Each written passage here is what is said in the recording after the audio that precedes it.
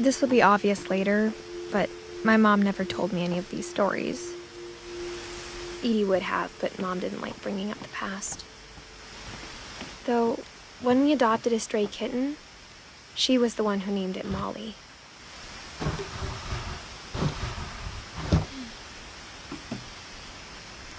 I spent a lot of time in Great-Grandma Edie's room.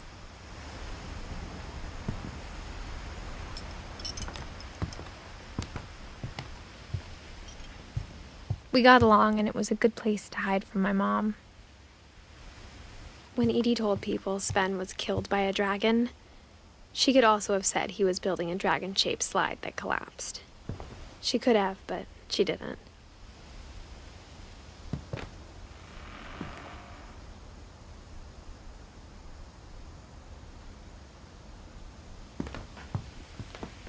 One summer, they evacuated the island, but Edie refused to go. For a few weeks, she was a celebrity.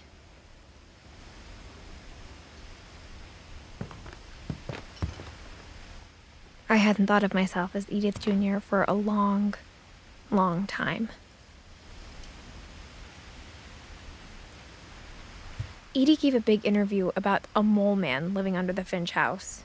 My mom was furious.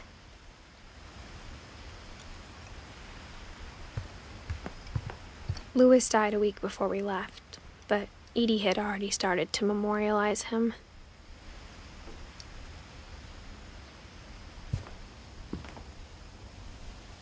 Her room was like a museum. For 500 years, the Finches have been famous throughout Norway for their fortune and misfortune.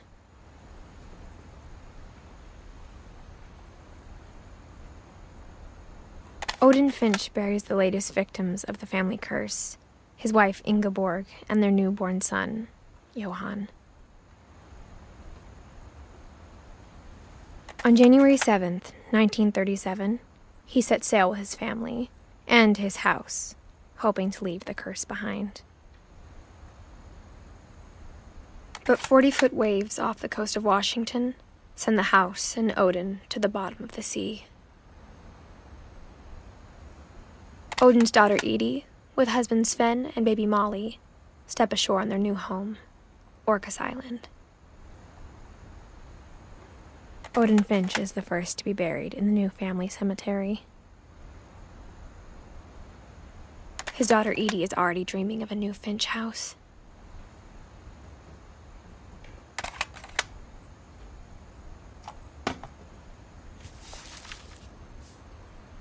Whatever's wrong with this family, it goes back a long ways.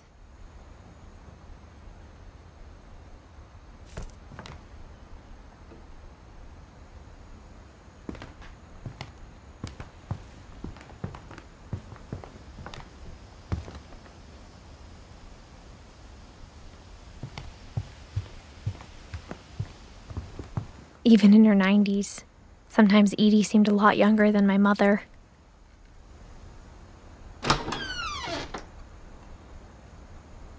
The only trace Grandpa Sam's first wife, Kay, left on the house was the pink bathroom.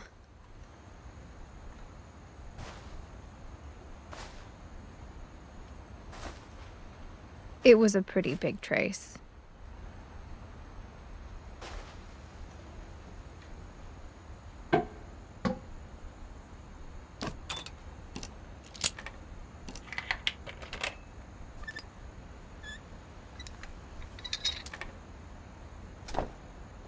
There's a secret in this bathroom. It's in the last place you would look. It isn't in the cupboard. It's hidden in this book.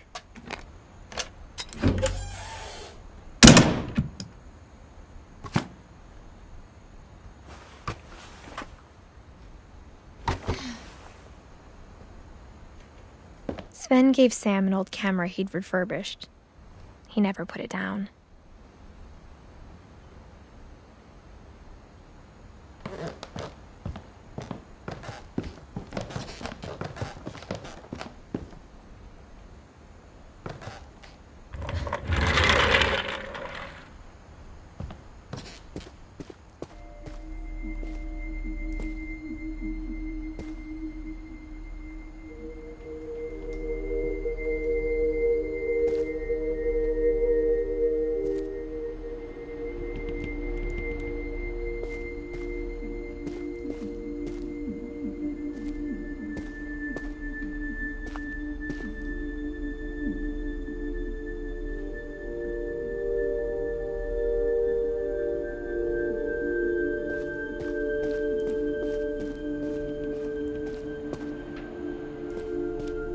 knew Grandpa Sam had a twin, and that he never talked about him.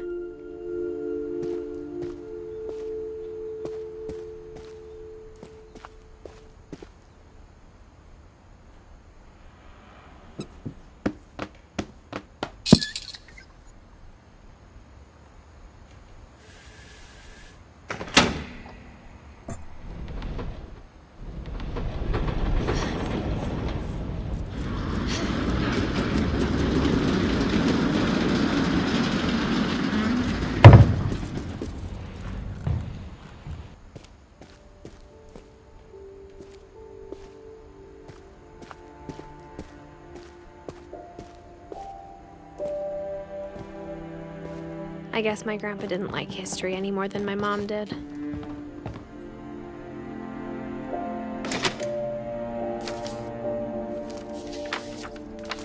How I Want to Remember My Brother by Sam Finch. The thing I remember is that when he made up his mind, that was it.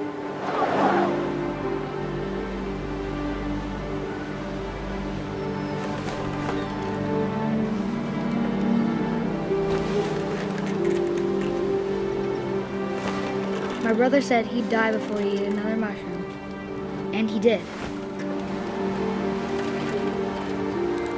At Barbara's funeral, we swore we'd never be afraid again, and he wasn't. I think Calvin always wanted to fly. Sam! Calvin! Dinner's ready! Coming! But that day, he finally made up his mind to do it. I told him going around was impossible. Maybe if I hadn't said that.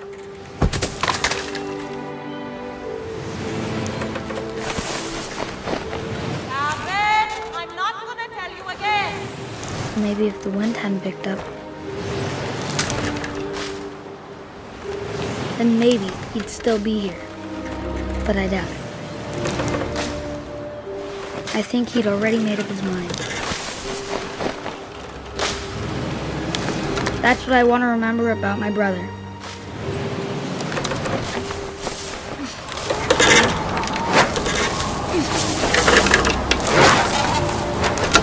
The day he made up his mind to fly. And he did.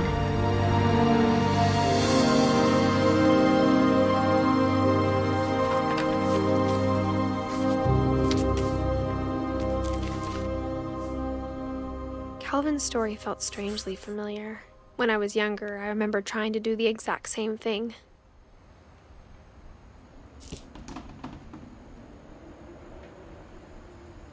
After the funeral, Edie roped off Calvin's half of the room.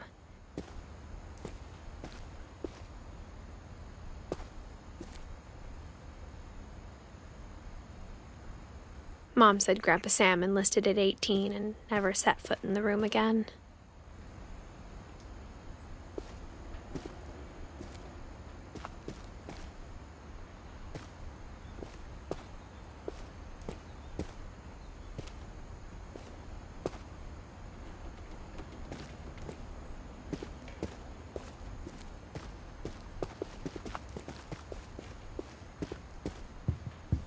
The passages were a pretty tight fit. They'd obviously been built for smaller hands and bellies.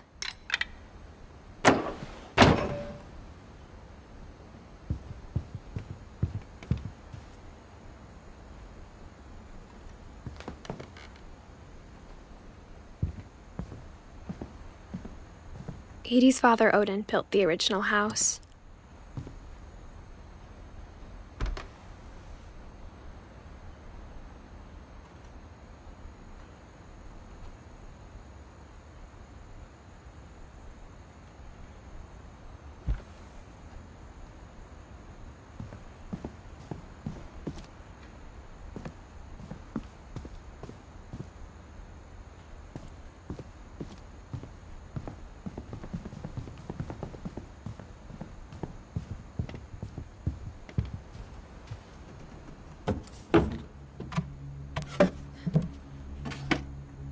Growing up, I always thought of Barbara as a child star.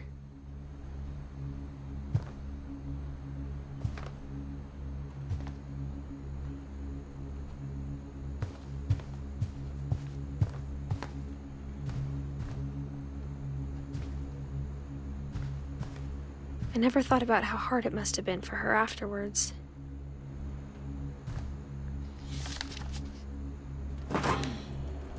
Of all the stories people wrote about Barbara's death, I'm surprised Edie saved this one.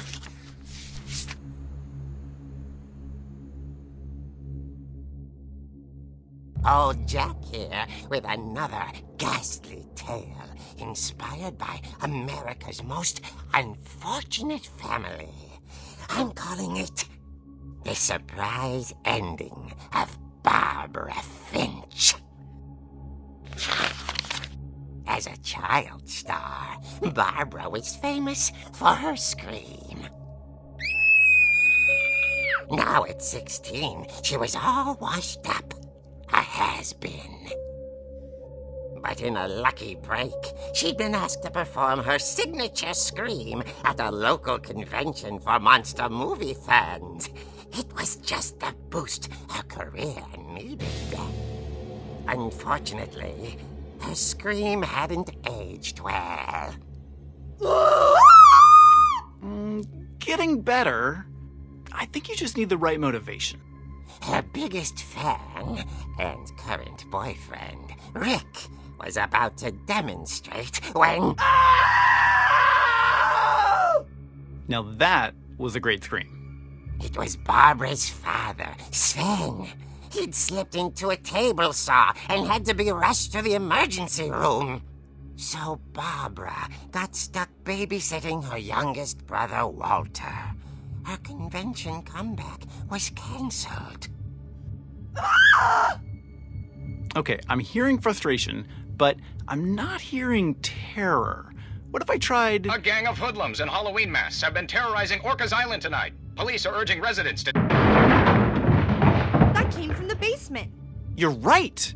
Also, I loved your delivery on that. Why is your basement door locked? Because my dad likes making puzzles and secret passages. There's a key hidden in the music box. The secret is to keep winding and winding until finally the key pops out. Thanks, babe. I'll be back in a sec. 20 minutes later, Rick hadn't returned. So Barbara went to look for him, right on cue. She reached for the music box.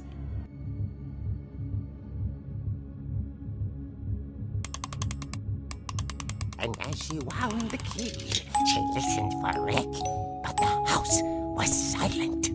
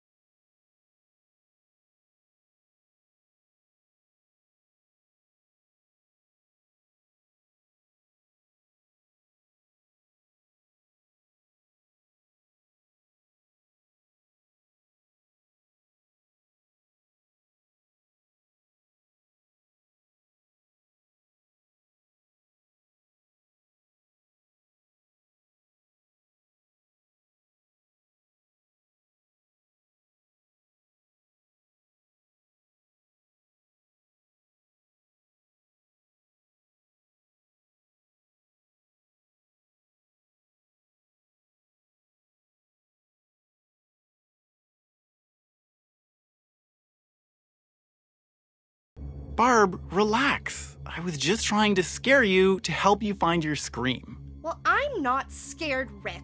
I'm furious. Then act furious. All I'm getting from you now is that you're hurt and confused and She threw him out, but she kept a little something to remember him by. Barb, have you seen my other crutch? And she was still holding it when she fell asleep watching the late picture show. Hours later... Barbara! Walter, what's going on up there? Ah! Okay, I'm coming up, but if this is a trick, you're dead, Walter.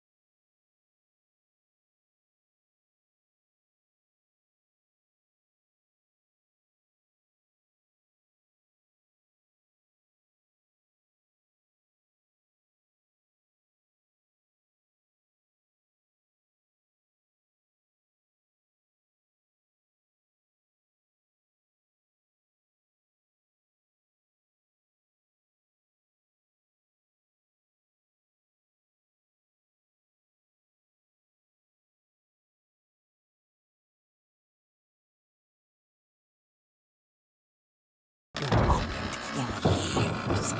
The hinges groan.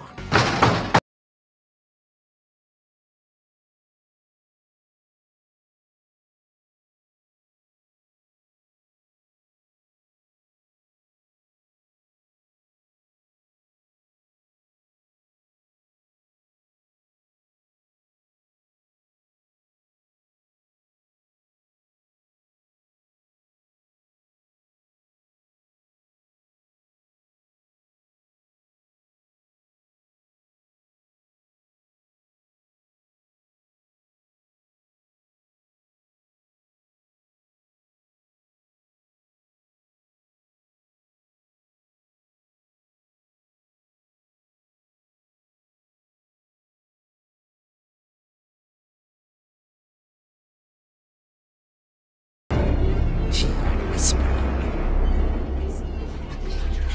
It was coming from inside the house.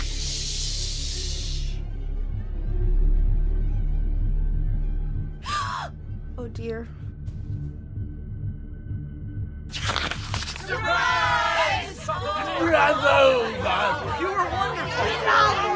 monsters had come to surprise her. For Barbara, it was a dream come true. Then she saw what kind of monsters they were, and she realized what was about to happen. She was going to be famous.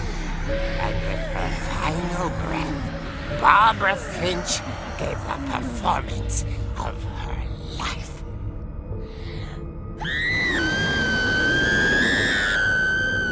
I wasn't there myself, but I hear Barbara was magnificent. Poor girl. She had a taste for stardom. But unfortunately, so did her fans. Of course, the police blamed it all on poor Rick, who disappeared the same night. And little Walter? Hiding under his bed the whole time. He took it all pretty hard, but that's another story. As for Barbara, tucked inside the music box was all they ever found of her. Her ear. Now that's what I call a real eerie tale.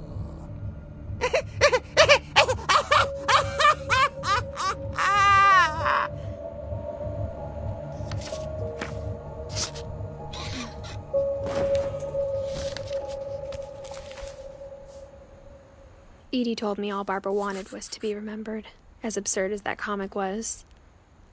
Maybe what Edie saw was a happy ending.